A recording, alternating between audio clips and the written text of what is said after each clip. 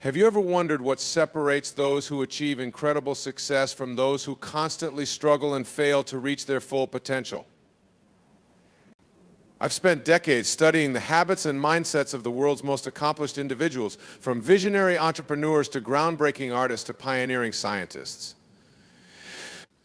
And I've discovered that while their paths to success have been diverse, they all share one crucial trait in common. They understand that there are three things in life that must remain private at any cost. You see, in today's hyper-connected, share-everything world, we've been conditioned to believe that radical transparency is the key to connection, that we must bear our entire lives on social media in order to be seen, heard, and accepted. But the truth is, oversharing our lives for public consumption is one of the quickest paths to mediocrity and stagnation. The most extraordinary among us, those who leave an indelible mark on the world, are incredibly selective and intentional about what they choose to share and what they keep hidden. So what are these three critical things that the ultra-successful always hold close to the vest? The first is their deepest fears and insecurities. We all have them, those nagging doubts and anxieties that keep us up at night, that voice in our head telling us we're not good enough, smart enough, or capable enough to achieve our dreams. But those who reach the pinnacle of success have learned to face these fears in private. They don't advertise them to the world or wallow in self-pity. Instead, they use their fears as fuel, as a motivator to prove the doubters wrong and push past their perceived limitations. Think about it. Have you ever heard Oprah discussing her deepest insecurities in an interview? Has Elon Musk ever tweeted about waking up in a cold sweat, paralyzed by anxiety about failing? Of course not. The greats know that giving voice and validity to your fears is like pouring Miracle-Gro on weeds. The more attention you give them, the more they'll suffocate your potential. They feel the fear, acknowledge it, and then get to work in the quiet of their own minds and hearts. The second thing the incredibly successful keep private is their true opinion of others.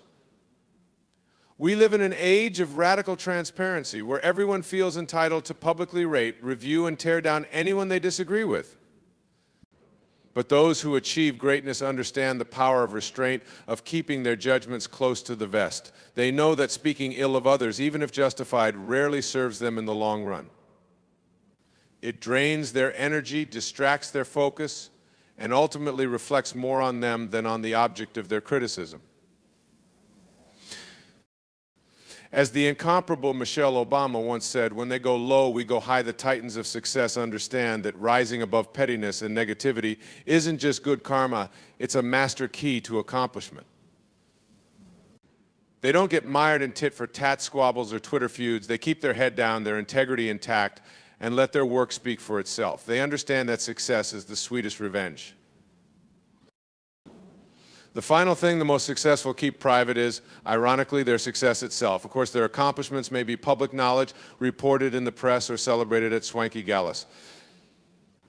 But you'll rarely see them gloating about their triumphs, humble bragging on Instagram, or rubbing their prosperity in the face of others. The truly successful understand that discretion is the better part of valor, that needing to showboat your achievements is a sign of insecurity, not confidence. They know that nothing turns people off faster than a braggart, someone constantly tooting their own horn and desperate for validation. Secure in themselves and their abilities, the wildly successful let their reputation precede them. They don't need to be the loudest or flashiest person in the room. They command respect through the sheer force of their presence and the weight of their results. So let's recap. If you want to join the ranks of the extraordinarily accomplished, the three things you must always keep private are your deepest fears, your unfiltered opinions of others, and the true extent of your success. Easier said than done. I know we're hardwired for connection, for sharing our authentic selves, but like with most things in life, it's about balance, discernment, and delayed gratification. Instead of indiscriminately broadcasting your fears to anyone who will listen, share them selectively with a trusted mentor or confidante who can help you reframe and overcome them. When you're tempted to publicly eviscerate a competitor or naysayer, vent in private and then channel that energy into your craft, using it as motivation to be the best. And while it's wonderful to celebrate your wins and milestones, do so with humility, grace, and a focus on the team and supporters who helped you get there. Now, you may be thinking, what about transparency? What about the power of vulnerability and authenticity that so many thought leaders champion? Here's the key nuance: being selectively transparent, vulnerable, and authentic with the right people in the right context is what fosters deep connection and trust. Blindly broadcasting every opinion, fear, and win for the masses dilutes your message, diminishes your credibility, and ultimately makes you forgettable. The most iconic and impactful leaders, the ones who have revolutionized industries, uplifted humanity, and left a legacy that endures, understand this distinction. They're not closed off or inauthentic, quite the opposite. They form genuine connections and inspire fierce loyalty, but they do so judiciously with clear boundaries and intentionality. They know, as the great Maya Angelou taught us, that people will forget what you said and did, but they'll never forget how you made them feel. When you selectively share your truth with those who've earned the right to hear it, when you're generous with your knowledge but protective of your energy, when you celebrate others more than you celebrate yourself, you create an emotional resonance that lasts. You become the kind of leader, creator, and friend that people want to support, champion, and emulate. So as you navigate your own path to success, remember the power of restraint, of holding certain things sacred and close to your heart. In a world that often rewards the loudest and flashiest, dare to be different. Dare to be discerning. Dare to keep your fears, your judgments, and your wins private. Because as the incomparable Audrey Hepburn once said, elegance is the only beauty that never fades, and I would argue that the same holds true for success. When you carry yourself with elegance, when you're intentional and purposeful with what you share and what you hold back, you create an aura of mystery, of depth, of substance that sets you apart. You attract the right people, opportunities, and resources into your orbit. You create a legacy that lasts. So my friends, as you go forth into the world to make your mark, remember that true success isn't about fame, fortune, or followers. It's about living with authenticity, integrity, and purpose. It's about being selective and strategic with what you share and what you withhold. It's about understanding that some things are meant just for you to fuel your own growth and resilience. And when you master the art of keeping certain things private, of being transparent and vulnerable with intention, you'll find that success isn't just something you chase, it's something you embody naturally and effortlessly. You'll radiate a quiet confidence, a magnetic presence that draws others to you and inspires them to greatness. So hold your fears close and transmute them into fuel. Keep your judgments in check and let your work speak for itself. Celebrate your wins with humility and grace. Because when you master the power of intentional privacy, you'll find that success isn't just a destination, it's a way of being, a state of flow and fulfillment that permeates every aspect of your life. And that, my friends, is the essence of a life well lived, a legacy worth leaving. Not one of flaunted accomplishments or fleeting fame, but one of quiet impact, of lives touched and hearts inspired. A legacy built on the bedrock of character, of choosing substance over flash every single day. So as you go out into the world armored with this wisdom, I challenge you to live with intention, to be strategic and selective with what you share. Hold your fears close and alchemize them into strength. Keep your judgments in check and let your integrity speak volumes. Celebrate your wins with quiet confidence and use them as fuel for even greater impact. Because when you master the art of private success, you'll find that you're not just achieving your goals, you're fulfilling your highest potential and leaving a legacy that endures. You're becoming the kind of leader, creator, and human being that others aspire to be. And isn't that the ultimate success? Not just to achieve, but to serve, to inspire, to leave the world a little brighter than you found it? So go forth with courage, with discernment, with the quiet confidence that comes from knowing what to hold close and what to set free. Keep learning, keep growing, keep pushing past your comfort zone. Sure, but always, always stay anchored in your truth, your integrity, your highest self. Because that, my friends, is the key to a life of boundless success, impact, and fulfillment. That is the path of the true legends, the visionaries, the icons who changed the world. And it all starts with mastering the power of privacy, of being intentional and strategic with what you share and what you hold sacred. So go out there and live with fierceness, with passion, with unshakable self-mastery. Keep those three key things private and watch as your success soars to heights you never imagined. This is your moment, your opportunity to redefine what success looks like, to pioneer a new paradigm of accomplishment fueled by substance, not flash. You have everything you need within you. The world is waiting for your quiet brand of greatness. So let's make a pact here and now to live with intention, to choose private success over public accolades, to focus on impact over image every single day. Because when we commit to this path of purposeful living, there's no limit to the lives we can touch, the dreams we can manifest, the legacy we can leave.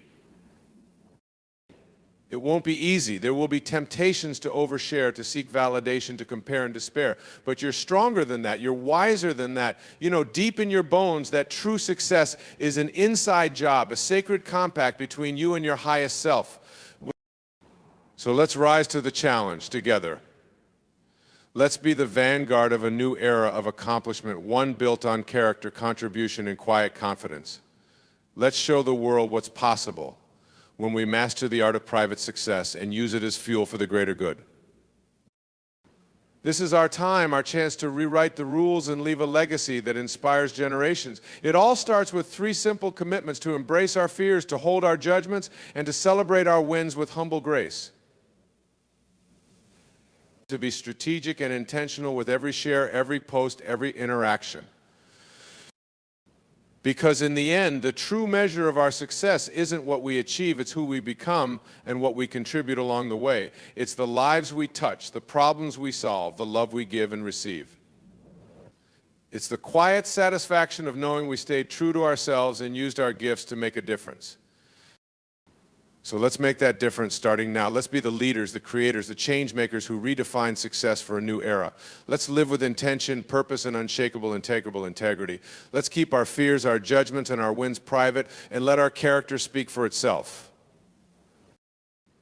Because when we commit to this path of private success and public service, there's no dream too big, no challenge too daunting, no impact too profound. We'll unleash a ripple effect of positive change that touches every corner of the globe.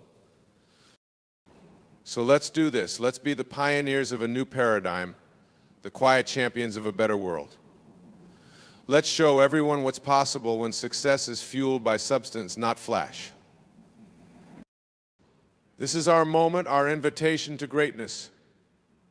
Let's answer the call with courage, with grace, with the unshakable conviction that our best days are yet to come. The world is waiting for your unique brand of genius, your heart-centered leadership, your quiet rebellion against the status quo. So let's give it to them with everything we've got. Let's love and lead with the radiant power of private success. Our legacy starts now. Let's make it one for the ages. Let's dive deeper into each of these three pillars of private success and explore how we can apply them in our daily lives for maximum impact. First, let's talk about embracing our fears. We all have them, those nagging doubts and insecurities that hold us back from our full potential. But what if we saw our fears not as obstacles, but as opportunities? What if we use them as fuel for our growth and resilience? Here's the thing, our fears often stem from a place of self-protection. They're our mind's way of keeping us safe, of avoiding potential pain or failure. But when we give in to those fears, when we let them dictate our choices and actions, we limit ourselves. We stay small, stuck, stagnant. But when we learn to embrace our fears, to acknowledge them and then act in spite of them, something incredible happens. We expand our comfort zone. We build our courage muscle. We prove to ourselves that we're capable of so much more than we ever imagined. So how do we do this? How do we learn to dance with our fears instead of running from them? It starts with awareness. We have to be willing to look our fears in the eye, to name them and claim them as our own. Maybe it's the fear of failure, of putting ourselves out there and falling short. Maybe it's the fear of success, of shining too brightly and attracting criticism or judgment. Maybe it's the fear of vulnerability, of letting others see our true selves, flaws and all. Whatever your fears may be, acknowledge them. Write them down, say them out loud, share them with a trusted confidante. Because when we bring our fears into the light, they lose their power over us. They become just another part of our story, not the whole plot. Next, reframe your fears. Instead of seeing them as insurmountable barriers, view them as challenges to be overcome, as opportunities for growth and learning. Ask yourself, what would I do if I wasn't afraid? Who would I be if I let go of this fear? Then take action. Start small with baby steps outside your comfort zone. If you're afraid of public speaking, start by speaking up in a meeting or giving a toast at a family gathering. If you're afraid of failure, take on a project that stretches your skills and challenges you to learn something new. If you're afraid of vulnerability, share something honest and real with a friend or a loved one. The more you face your fears, the more you'll realize that they're not as scary as they seem. You'll start to build momentum, confidence, and resilience. You'll discover strengths and abilities you never knew you had. And slowly but surely, your fears will lose their grip on you.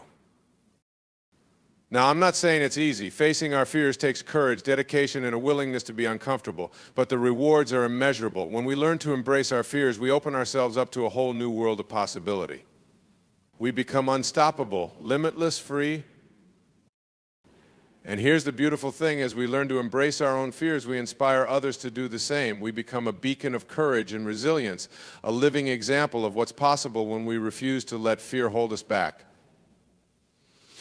We create a ripple effect of bravery and boldness that touches everyone around us. So let's make a commitment right here and now to start embracing our fears, to acknowledge them, reframe them, and act in spite of them, to use them as fuel for our growth and our greatness. It won't be easy, but it will be worth it. Because on the other side of fear lies a life of boundless possibility, of unshakable confidence, of true freedom and fulfillment. And that, my friends, is a life worth fighting for. Now, let's talk about the second pillar of private success: holding our judgments. In a world that's quick to criticize and condemn, it's easy to fall into the trap of judging others. We see someone making a choice we disagree with or expressing an opinion that ruffles our feathers, and we feel the urge to lash out, to put them in their place, to prove them wrong. But here's the thing: when we judge others, we're really just judging ourselves. We're projecting our own fears, insecurities, and limitations onto someone else.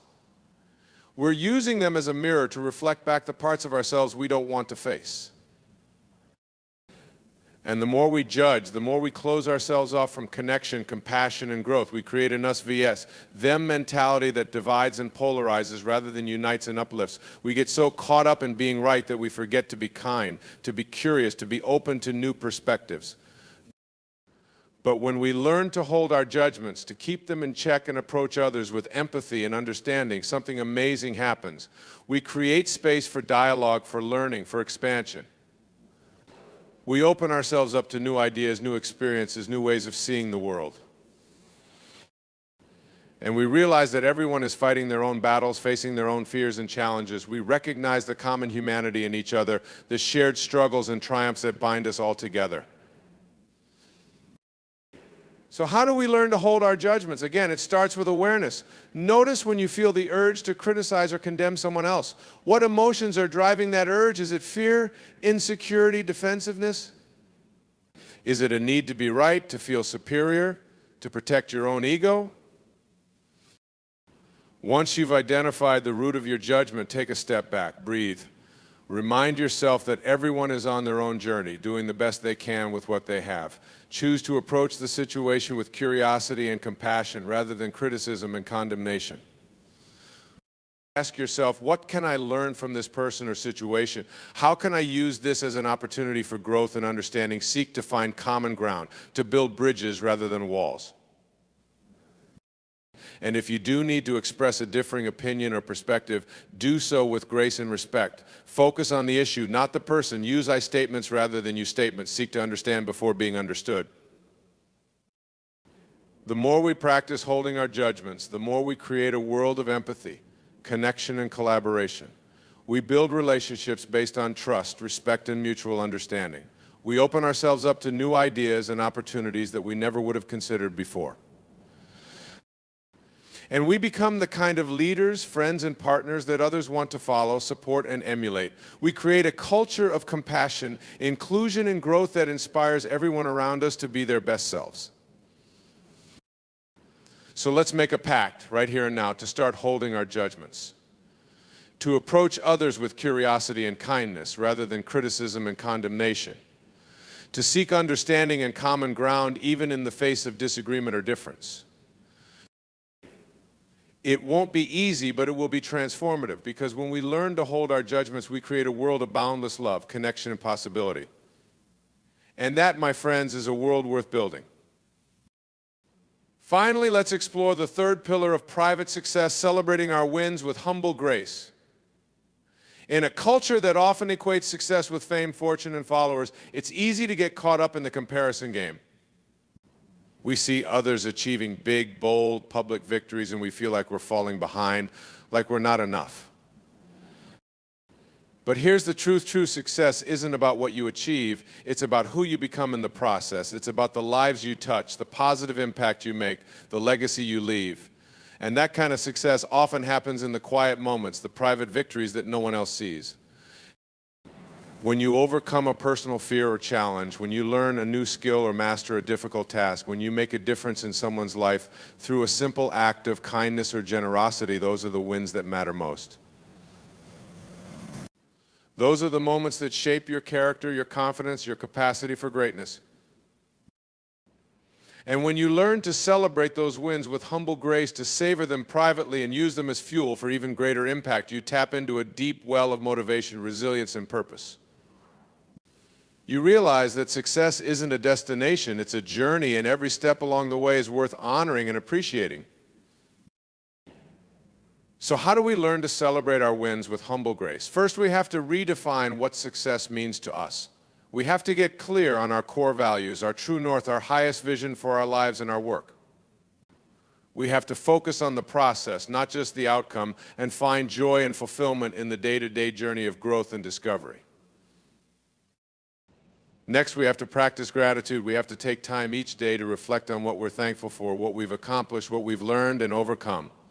We have to cultivate a mindset of abundance, recognizing that there is enough success, enough joy, enough love to go around.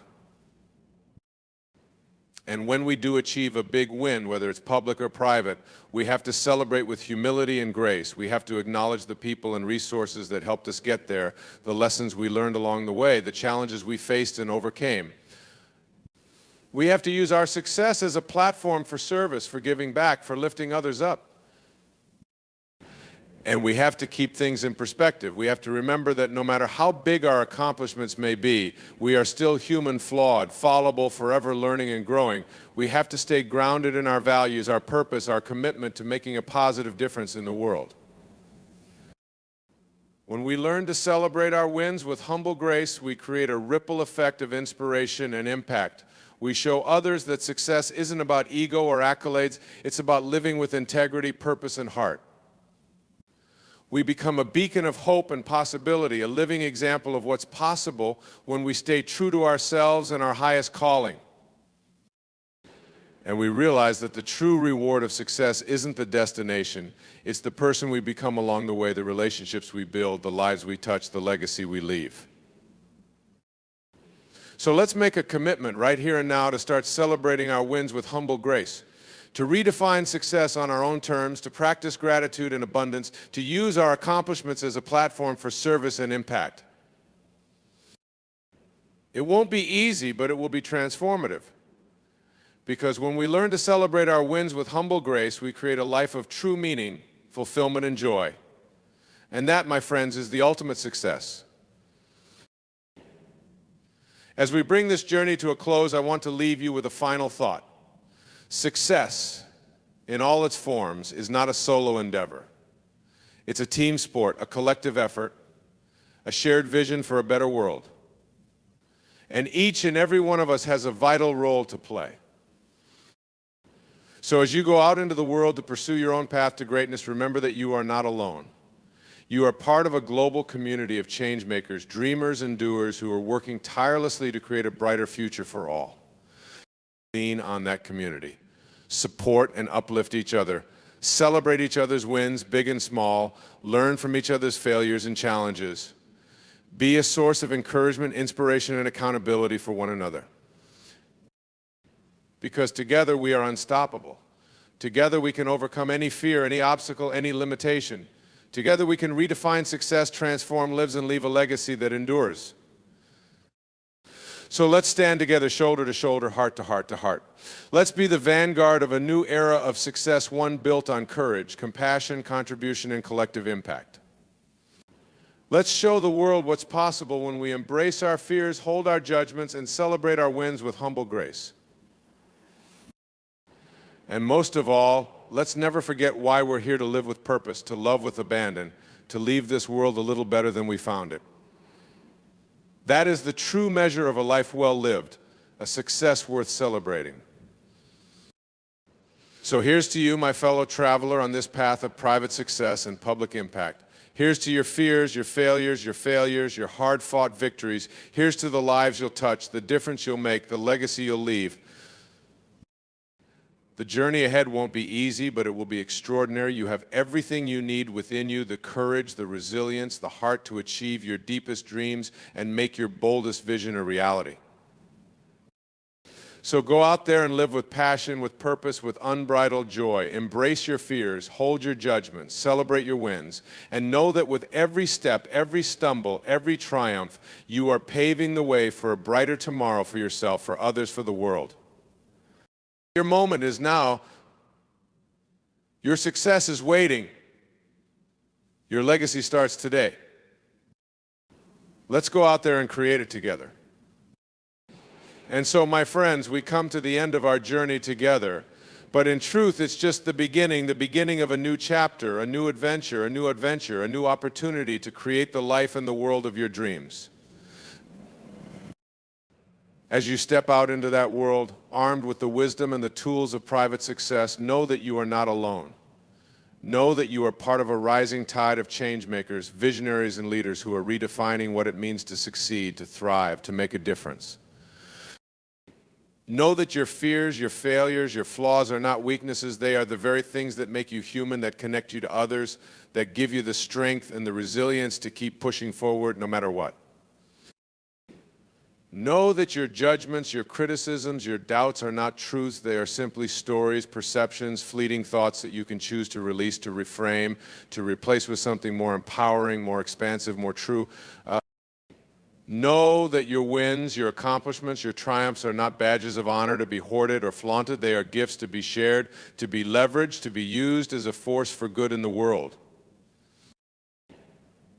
And most of all, know that your success, your happiness, your fulfillment are not destinations to be reached or goals to be achieved. They are choices to be made moment by moment, day by day, in the quiet corners of your heart and the bold actions of your life. So choose, my friends. Choose to embrace your fears and use them as fuel for your greatness. Choose to hold your judgments and lead with compassion and understanding. Choose to celebrate your wins with humble grace and use them as a platform for service and impact. Choose to live with intention, with integrity, with unshakable purpose. Choose to love with abandon, to give with generosity, to serve with selflessness. Choose to be the change you wish to see in the world, to leave a legacy that inspires generations to come. The path ahead may be uncertain, the challenges may be great, but your potential is limitless. Your capacity for growth, for resilience, for impact knows no bounds. You have within you the power to shape your destiny, to create a life and a world beyond your wildest dreams. So let that power guide you, let it fuel you. Let it be the light that illuminates your path and the fire that ignites your soul. Let it be the source of your courage, your compassion, your unwavering commitment to a better tomorrow. And as you go out into the world to make your mark, know that you are never alone. Know that you are part of a global community of trailblazers and change makers who are working tirelessly to create a brighter future for all. Lean on that community, learn from them, grow with them, celebrate with them, be a source of strength, support, and inspiration for one another, because together we are unstoppable. Together we can overcome any obstacle, achieve any dream, create any reality we can imagine. So let's imagine it, my friends. Let's envision a world where success is measured not by wealth or status, but by impact and contribution. A world where fear is not a barrier, but an invitation to courage and growth. A world where judgment is replaced by understanding, where division is healed by compassion, where every win is celebrated as a victory for all. Let's create that world together. Let's be the pioneers of a new paradigm, the architects of a new era, the champions of a new definition of success, one built on love, on service, on the unshakable power of the human spirit. The journey ahead will be challenging, but it will be worth it. The rewards will be great, but they will pale in comparison to the person you become along the way, the fears you conquer, the lives you touch, the legacy you leave. So go out there and become the hero of your own story. Embrace your fears, hold your judgments, celebrate your wins, live with passion, with purpose, with unbridled joy. And know that with every step, every stumble, every triumph, you are paving the way for a brighter tomorrow for yourself, for others, for the world. Your moment is now. Your success is waiting. Your legacy starts today. Let's go out there and create it together. Thank you, my friends. It has been an honor to share this journey with you.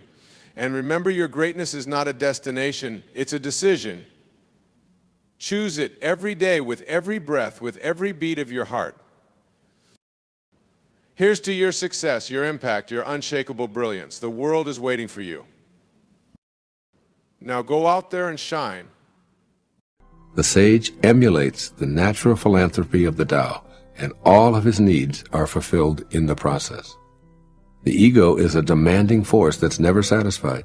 It constantly requires that we seek more money, more power, more acquisitions, more glory, more prestige to provide the fuel that it thinks it must have.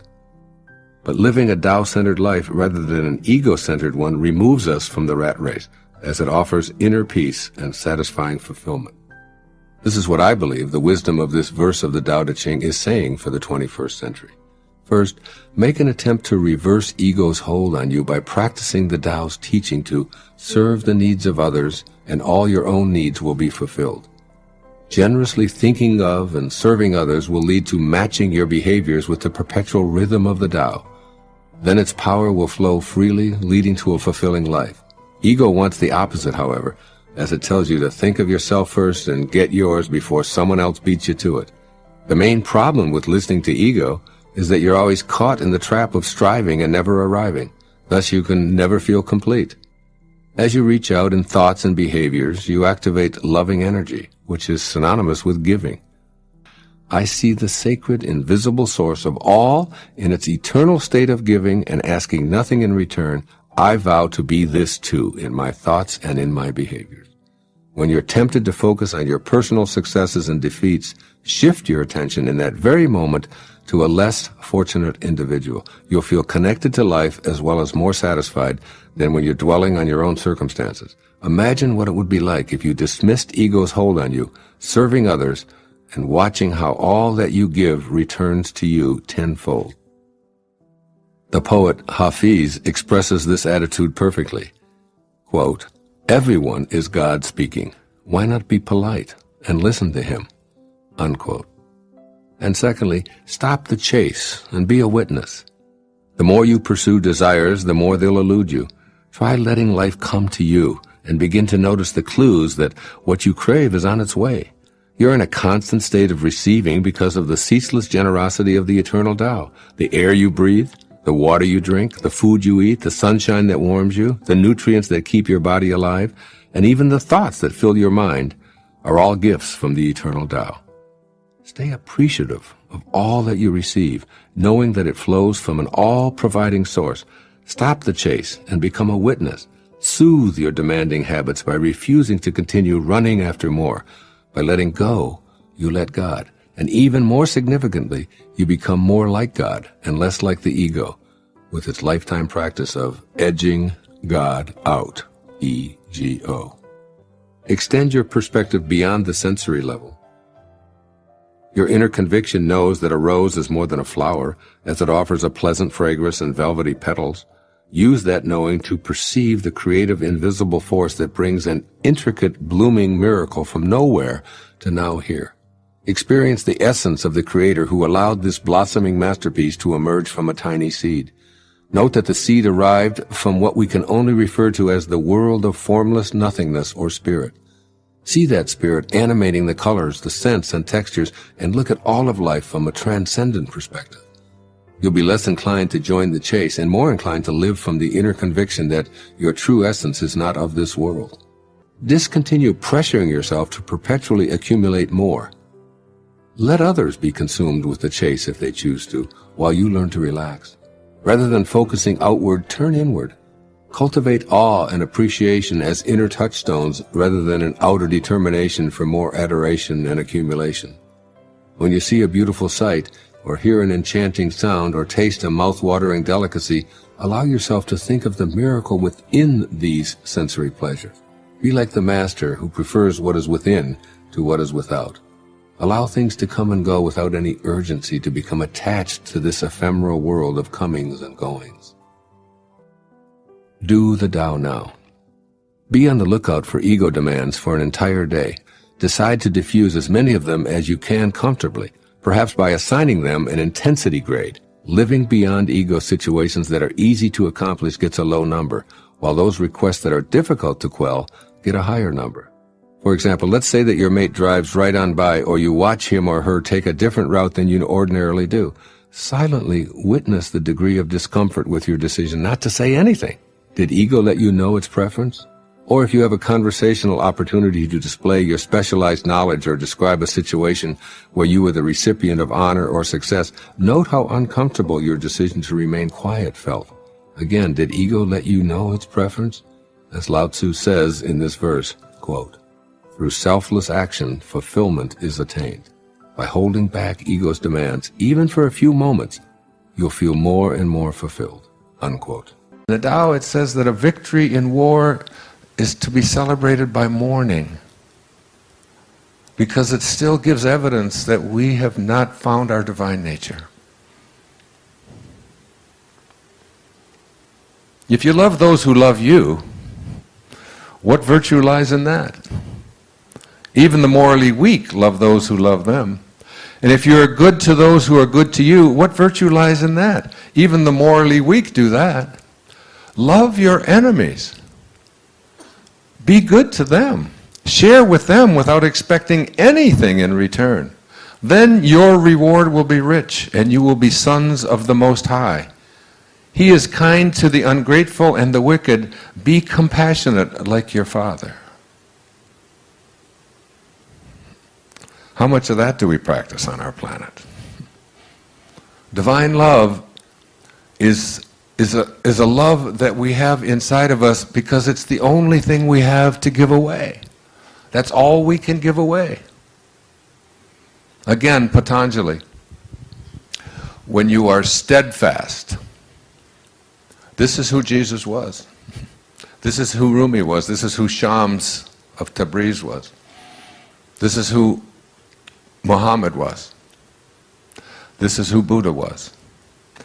When you are steadfast, which means there's no ego, when you are steadfast in your abstention of thoughts of harm directed towards yourself and others, that all living creatures will cease to feel fear in your presence.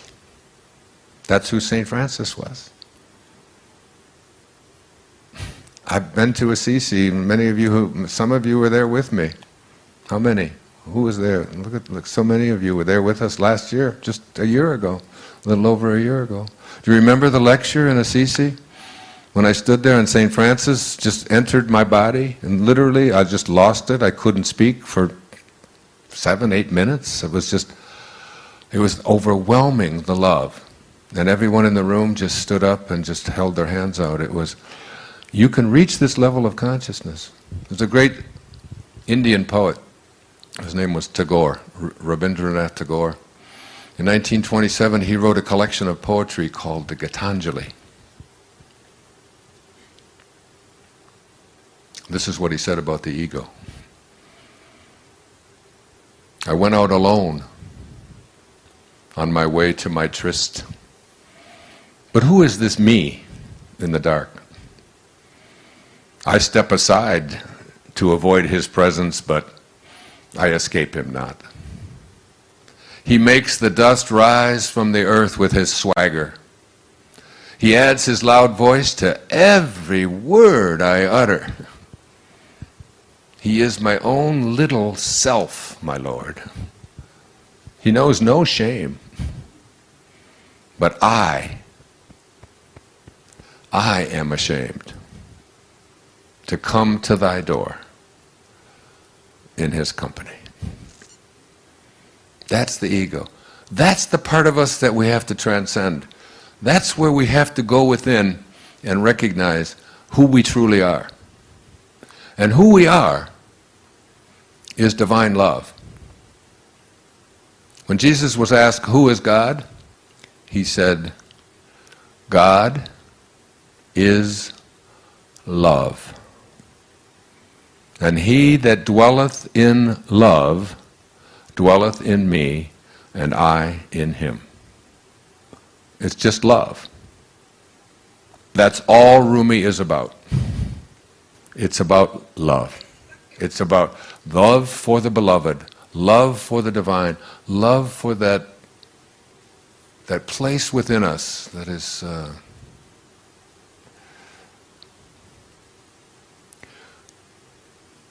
is our excitement. It is our God. It's what God is. Whatever excites you is the part of you that is saying, this is my Dharma, this is what I'm here for. And you know what it's always about? It's always about serving. The miser who loves his gold gets no love from the gold. There's no love in gold. The reason the miser is so exquisitely happy with his gold is because of the outpouring of love that he has for it. That's what he feels. When you feel so good about your Mercedes, or you feel so good about this ship, or you feel so good about your great paintings, as I read to you at the beginning of today, the Chinese versus the Byzantines.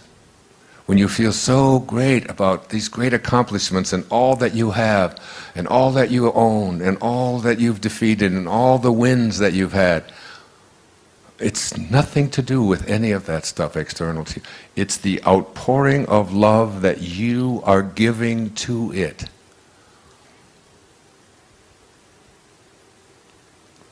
And you can't have love in your life, and you can't give it away unless that's what you have inside. Verse 40 of the Tao says, it's all about returning. It's all about returning. Returning to what? Returning to the place from which you originated. The first 9 months of your life, you lived inside of your mother's womb in water. And during those whole 9 months, nobody could get in there and mess around with you. Nobody could get in there and get you to worry about anything. You didn't have sonograms that you'd look at and say, my God, I don't have a nose yet. What the hell's going on? I sure hope I get a nose. And you got into nose therapy and you worry about it. What if it doesn't happen? You don't do that. And all of a sudden, perfectly, it all unfolds in exactly the way it's going to unfold, independent of your opinion about it. You're not doing anything. Nothing is left undone. You're being done. You're being completed. And you were totally, completely at peace with it. You were surrendered to it. You allowed it. It wasn't a struggle. It wasn't... And then you popped out of there. And then you said, thank you, God. Thank you, Tao. Thank you, Source. We'll take over from here. And that was the biggest mistake. All of a sudden, you took over. And you edged God out. E-G-O. You edged God out. And you took on an ego, didn't you? And what is an ego? It's just an idea. Just an idea about who you are. Instead of being a piece of God, a piece of the source, you decided, and those around you decided, that you were something different. And if you studied quantum physics, and you took the tiny little particle that began you, and you tried to find out where it came from and reduced it down to its tiniest subatomic properties, ultimately you would discover what Lao Tzu knew. That it's the spirit that gives life.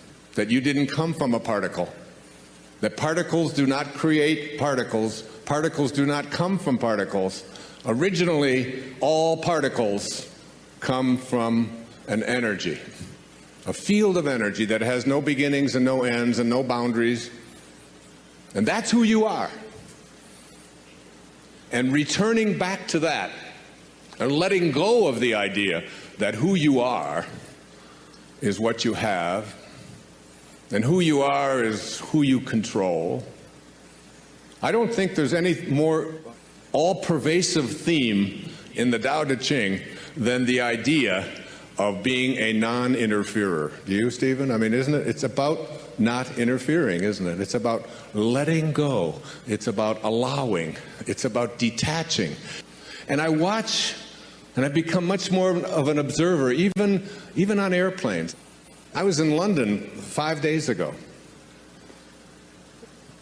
And I don't know if you've flown in and out of Heathrow lately, but things have really changed.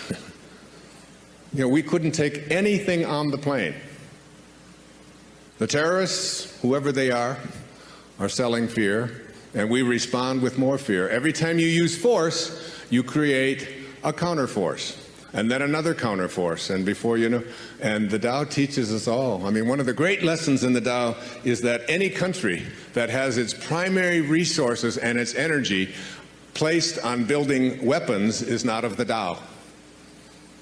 And those countries that have their consciousness located in the Tao put their energy into tractors and building homes and growing food, not building weapons. I saw a movie not too long ago with Nicolas Cage about warlords or something, the Lords of War, I think it was something like that. One of those alarming things about how much energy we are in the world creating, energy to destroy ourselves.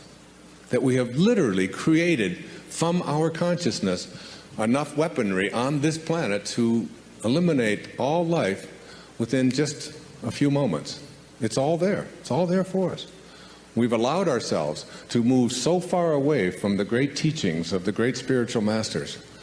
And we believe that we're a Christian nation or that we're a spiritual nation when we find ourselves having moved away from these simple principles and then getting upset with other people because we can have these kind of weapons, but they can't. And we don't look hard enough at ourselves and all the ways that we have deflected ourselves from the greatest teachings of all of the great spiritual masters. That those who understand the way understand that we show up here from a invisible source, and our whole objective in being here is to return to it. It's a return trip. And constantly I call this the state of God realization. That it's within each and every one of us, if we decide that we're going to make this return trip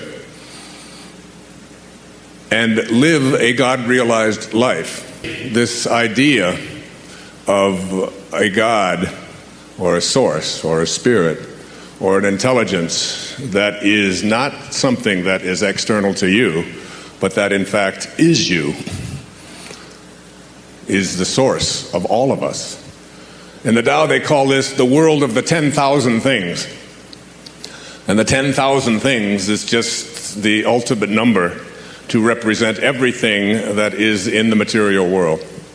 So that everything that originates in the world of source, in the world of non-being, all being comes from that place. Almost everyone suffers from some form of addiction. And when I say addiction, I'm talking about something that seems to have more power or control over us than we would like if things were to be perfect. So for some, it's sugar. For some, it's alcohol. For some, it's drugs. For some, it's food. For some, it's approval. Needing to be a part of the tribe. What will they think? Remember, the mantra of the tribe. There are three aspects to an addiction. It can be an addiction to power, also anything at all. For many in our culture, it is to drugs and to alcohol. A problem that we are going to have to resolve, not with legislation, but with a new spiritual awareness. The only thing that ever has seemed to work for getting people off of addictions is AA, Alcoholics Anonymous, which has as its base spirituality, God. Finding the solution to that which controls you in something other than that which is external to you. Finding it within yourself. And I speak from experience. Today I am a camel. A camel is an animal that starts his day out on his knees, and it ends its day on its knees. And it can go 24 hours without a drink. And there was a time when I didn't and I couldn't, and I played around with substances. And I played around with alcohol, and I drank it every day, not enormous amounts, never in serious trouble, like DUIs and things like that, but just so that it was just a part of my daily life. And then I found as my life and my work moved more into a spiritual dimension, that it became less and less important to me. And I found that I was able to sort of notice it and observe it and no longer be attached to it. So that if you look at an addiction, there is the craving, there is the craver, and there is that which is craved. And all of those are on the right-hand side of the room. The craver is the person, the body. The craving is the thought, the image. I want that, I need that, I must have that. It's different from the craver. And that which is craved, which is external to me. The cocaine, the marijuana, the drugs, the sugar, the hot fudge sundae, the whatever it is. And it's all in the physical domain. And as long as you stay here in the physical domain and try to deal with it and get rid of it in your life, you are still trapped because you haven't gone to your source. The source is the way you transcend the duality of the physical plane. And so, when you go to your source and become your source and now become the witness and observe that and just notice it and just put your attention on it and just watch it with love, which I'll be talking about in the next principle, and just observe it from a perspective of, I am connected to that, it is me, I have become it, and I can also transcend it and go beyond it by just putting my attention on a new aspect of myself, which is pure. And so from the position of the source, or the sorcerer, you just watch it, and it's not you. You're free from it. You are just noticing, oh, there goes Wayne again. Going to have another beer. And he thinks he really must have this and all. But from the perspective of the witness, of the observer over here, you are pure love. Because that's what God is. That's what the higher part of you is. Just pure unconditional love. And you direct that energy to that aspect of you which has allowed itself to be addicted. And it disappears. When I left those things behind many, many years ago in my life, it was as a result of saying and hearing a voice. And the voice said, you've tried everything else. Now try me. And when I went there and truly went there, and then began my manifestation meditation on that, it was gone. And now today, I can look at those things that I used to crave, those cravings. I can look at the craver and all that is craved, and I can laugh at it. When Siddhartha, who was Buddha as a young man, was going through his experiences of learning about enlightenment as a young man, he was fasting for a great period of time. And his friend's name was Govinda. And Govinda and Siddhartha traveled all over the countryside. Siddhartha had been a prince, and he had never known anything about suffering. And he left when he found out that there was such a thing as suffering out there in the world. And he wanted to find out how to transcend suffering, how to go beyond it. And when he was fasting and had been fasting for some 50 days, and his friend Govinda looked at him and he said, Siddhartha, he said, what good is fasting? And Siddhartha looked back at him and said, Govinda, I can laugh at hunger. Do you know how profound a statement that is? I can laugh at hunger. What he was saying is, there is that which is hungry. There is hunger, but the I that is God, the I that is connected to the divine, perfect, loving source, can look at that and laugh at it. I am no longer that. And therefore, it is just in the physical domain. But who I am is something much greater and much grander than that. And in the state of appreciation, you are looking for all that is good and great and beautiful. Truth is beauty. Beauty is truth.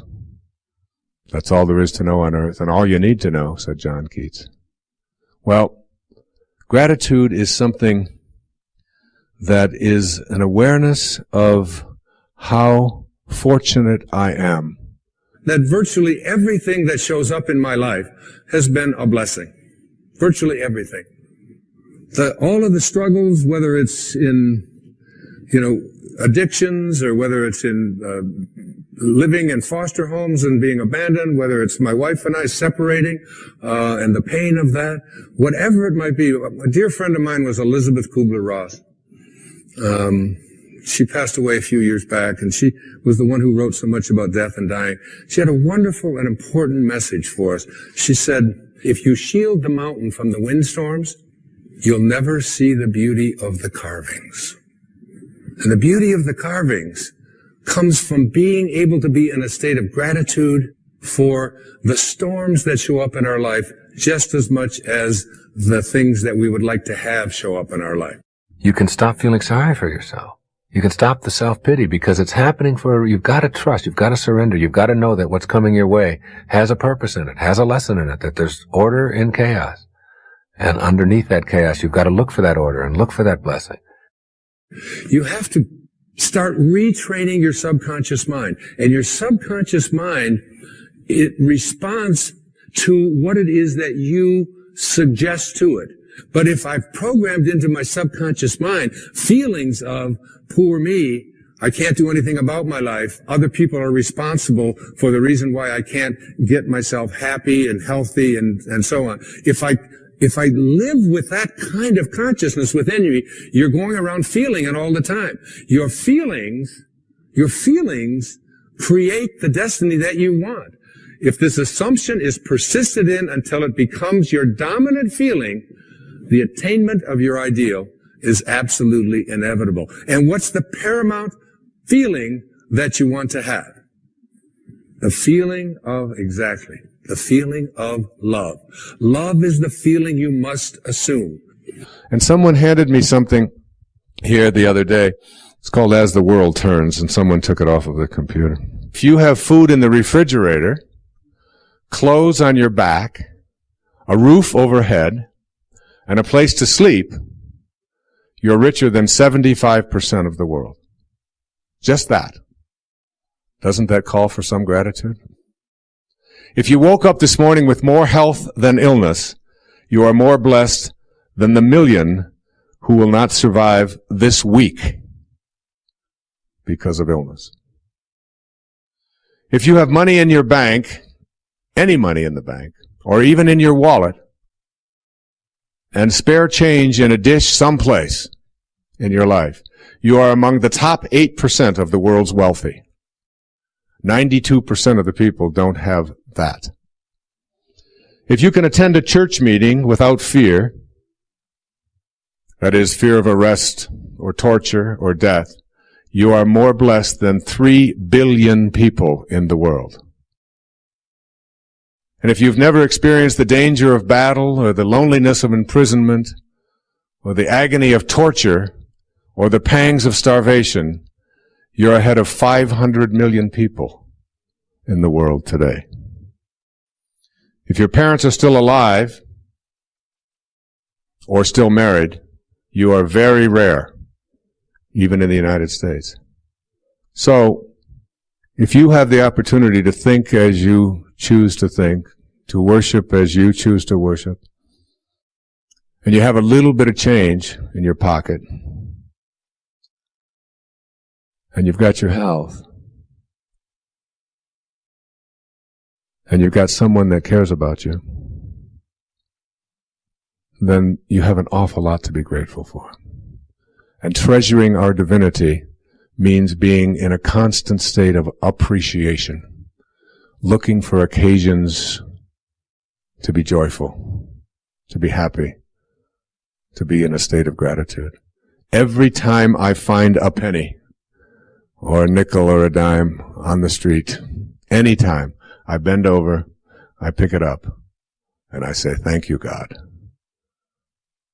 as a reminder of the abundance that flows into my life when I'm just walking and breathing.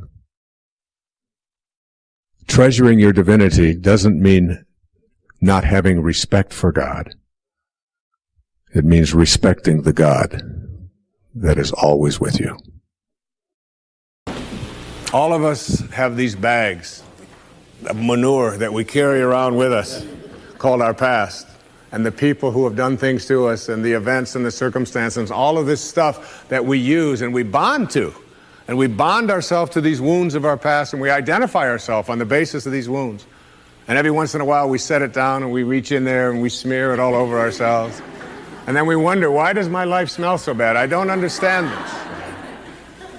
Mark Twain said that forgiveness is the fragrance that the violet sheds on the heel that has crushed it.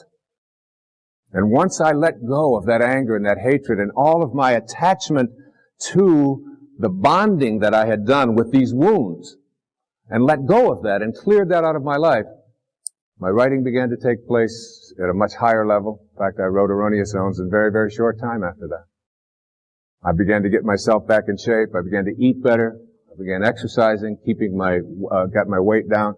And the people that were supposed to come into my life, like my beautiful wife, who sits here with me this evening, and all of our children, some of whom are here this evening, all of it was allowed to flow when I released that energy of negativity and blame and hatred.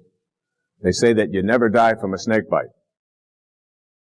It isn't the bite. And you can't be unbitten. It's in the wake. What kills you is the venom that continues to pour through you long after the bite has taken place. And that's something we have control over and we can't change. And I'd like to suggest that what happens is that many of us bond ourselves to these wounds of our past. If I were to cut my hand, just cut it, and watch it, my nature says, close up the wound. And I just have to watch it. And there's no doctor out there, there's no medicine out there that's going to heal that wound. There's a healing stream that I am connected to that will allow that wound to heal. So my nature says, close up the wounds. Don't bond to them. Don't hang on to them. Close them up. But supposing I say to myself, oh, no, you don't. There's no way I'm going to let you close up. You see, if I can keep you open, and I can go to you and say, look at this. Say, what happened? Well, look at this cut I've got. Oh, you poor thing. Look at that. It seems to be getting worse. It's getting infected. Isn't that terrible? And if you practice this kind of a mentality, when your nature says close up the wound, but you keep it open, before long you lose your hand. And after that you'll lose your arm. And the whole organism will be destroyed if you don't let your nature take over. And your nature also says, close up the wounds of your past. Close them up. Offering compassion to those who have harmed or disappointed you is not a case for being a victim. It is instead a way of saying, I understand, I care, I forgive. But I still do not like it, and I will not tolerate being treated this way or having you think it is acceptable. The difference is not needing to exact revenge or to prove one's superiority. With mercy in your heart, you will find yourself much less distracted and disheartened by the evil behaviors that you see and read about almost every day. You will be able to send the offenders love and not become obsessed with anger, hatred, and eventually the desire for revenge. Turn your most troublesome disturbances over to God. Simply say, "Dear God, I find it so extremely difficult to give mercy in this situation, and I'm turning it over to you completely. I know you will guide me in acting in the most merciful and humane way. This action will free you from your own immobilization and anger and help you to see the saint in the sinner who have just been exchanging notes with each other." Anything that divides us weakens us. Anything. You have moved away from source. And any thought that unites us, that includes us, that is of service, any thought of spirit and spirituality that brings us together as one and recognizes the truth that all of us have come from the same source and that we are all breathing the same air and that we all came from the same place. If you want to be in balance, then your habits have to start matching up with your desires in everything that you do. And it's just a simple matter of deciding to do it in all of your thoughts. Every place that you have any thought that is not aligned, any place, any thought. So what we want to do is learn this thing that I call picturing, and to be able to picture what it is that we would like and then detach ourselves from the picture is something that our egos don't really take well to. In other words, if we have a picture, then the ego part of us says, yeah, okay, now I want it fulfilled. And what you have to do is remove fear and doubt from all of your pictures and come at these internal pictures with a knowing. And then you have to have an enthusiasm for these pictures showing up in your life with a detached view of whether or not they do or not. Again, a paradox. Enthusiasm is a word that, if you look it up in the etymology of the word enthusiasm, it breaks down to entheos, which means the God, and asm means within. The enthusiasm literally translates to the God within. Why does the moment of your inspiration seem to be devoid of all of the ego-centered kinds of things about your self-absorption and your fears and your doubts and you're not having enough money and you got pains and you got all of these things? Why is that? Because the word inspire really comes from the concept of inspiration. To be inspired means to be in spirit. And when you are in spirit, you have transcended the physical side of you. And meditation puts you in spirit. It takes you out of the world of the physical and all of the ailments and all of the struggles and all of the fears and all of the doubts and all of the anxieties, and it puts you in spirit. And when you are in spirit on purpose, everything is working. Everything is working. When we get inspired, we know there's something else working. We know something else is there with us, supporting us, guiding us, helping us. Somehow we know we're not doing this thing alone, as I know right now as I'm speaking. Many of the examples, the stories, the things that have come out in this live presentation, I had no idea that I would be using or saying when I came up here. And yet, when you get inspired, when you get in spirit, you're not alone.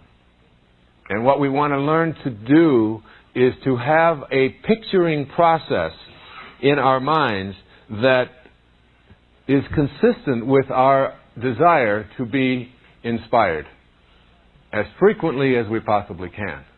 To have that sense of being in spirit. And meditation allows us to do this. When you are able to be inspired, what you want to then begin to do is to be alert for the first sprouting of seeds of your manifestation. You want to be looking but not demanding. You want to be observing and noticing but not insisting. It's like almost playing this game with your ego. With the ego part of you says, yeah, I want it now. And your higher self says, you just want to be at peace. But look around. And as you see it, you begin to tune into the cues. The reason that this process works is because this divine intelligence that is endless, that is inexhaustible, will cooperate with you when your pictures come from in spirit. It will cooperate with you. It always has. It's what sustains you. It's what allows you to breathe. It's what allows you to think and process and listen. It will cooperate. So this picturing process is also important in the meditative process in terms of keeping it private and keeping it secret, if you will. The great sages always move about in secrecy. They don't have a sign, and they don't go on the Tonight Show, and they don't tell everybody how great they are, and they don't perform their great tricks and so on for the benefit of others, especially for the approval of others. They walk quietly along the earth plane, drawing no attention to themselves.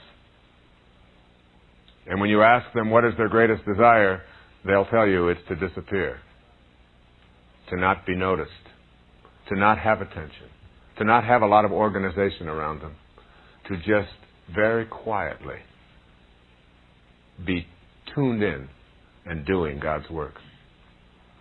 And so the importance of what it is that you would like to manifest and keeping it a silent inner awareness in which you are not needing to go to those people in your life whom you most frequently seek approval from and have them agree that this is something you want to do. Instead, this becomes your own private dialogue with the divine intelligence, with God. And as you take on this sense of your private dialogue with God, you let go of those ego demands when you start telling other people, because the minute you start telling other people, instantly what happens is you start looking for their reactions. And the minute you do that, you have set up an obstacle, a blockage. You've left the spirit. You've left the silent part of yourself and gotten back into the noise. And very often we will think and tell ourselves, yes, but I have to share it. But there are areas of your life that are between you and you. Between the part of you that is here on the right-hand side of the room and the part of you that's on the left-hand side as well. And you need to understand the importance of just having this inner knowing and not being concerned with whether or not other people agree with it or don't agree with it. It's not even relevant. Remember Maslow's admonition to me as a young man. Be independent of the good opinion of other people if you want to be self-actualized. Detach from the outcome and have no investment in power over others. Keep those things in mind. Your view of the world really depends upon how much you respect yourself. How much love do you have for yourself? When you trust in yourself, you're trusting in the same wisdom that created you. When you fail to trust in yourself, when you fail to love yourself, you are denying your own divinity and therefore attracting the exact opposite of what this source is. This is a source of love. It is a source of great respect. It doesn't create anything that it doesn't have a loving feeling toward. If you don't have that feeling of love toward yourself, you can't extend it outward, for who can give away what they don't have for themselves? Who can do that? I've often used the metaphor of an orange. If you squeeze an orange, you get out of it orange juice. Why? It's an orange. That's what's inside. And when you squeeze you Someone puts pressure on you, says something about you that you don't like, and out of you comes anger and hatred and bitterness and tension and fear and anxiety and depression and worry and stress. It's not because of who did the squeezing. It's not because of the instrument they used or the timing. It has nothing to do with that. It has to do with what's inside. If you don't have love for yourself, you're not trusting in the wisdom that created you. And the idea of being able to respect yourself at all times. How do you go about doing this? You spend your life in a state of cooperation rather than competition. You see yourself as someone who is love in action. It's one of the things that I have written on my return address when I write someone back. It says that it'll have my name and then the address, and above my name it says love in action. That's what you have to be, love in action. You suggest to yourself and you say these words to yourself: I am whole, I am perfect as I was created. I am whole and I am perfect as I was created. And I came from a source that not only determined the shape of my eye and the shape of my body and the color of my skin and my height, but I came from a source that had a great idea about who I should be as well. And you sense that. And that cannot be fulfilled, it cannot be actualized, it cannot be created if you are not in a state of love. Match game. Are my thoughts in harmony with that source from which I emanated? Because, folks, when they are, the right people will show up, and the right events will transpire. And everything that you need in what Carl Jung called synchronicity, that there is almost like what happens when you are in a state of love and not having resistance to that, there is like a collaboration with fate. One of the most difficult things to do in the world is to admit that you were wrong. Admitting that you were wrong is nothing more than saying, I have been making choices with my mind that have created things in my life that are not working. And I no longer intend to continue making those choices. I was wrong. You don't have to make a declaration of it. You don't have to go out and feel guilty about it. You just simply say, it didn't work. The relationship that I was in before, I behaved in these ways. I didn't realize that it wasn't working for me. Now I do, and this is where I choose to be now. And all I can say to you, each and every one of you, about love and loving yourself is this: that true nobility is not about being better than anyone else. It's about being better than you used to be. It's about being better than you used to be. All I can say to you up here as I speak to you now at this age, that I'm not better than one person out there watching or one person here in this beautiful theater. But I know for certain that I'm better than I used to be in almost every, not in almost, in every single way that that can be measured. I know that. I know that as a human being, as a writer, as a father, as a grandfather, as whatever it is that I am in my life, I am better than I used to be.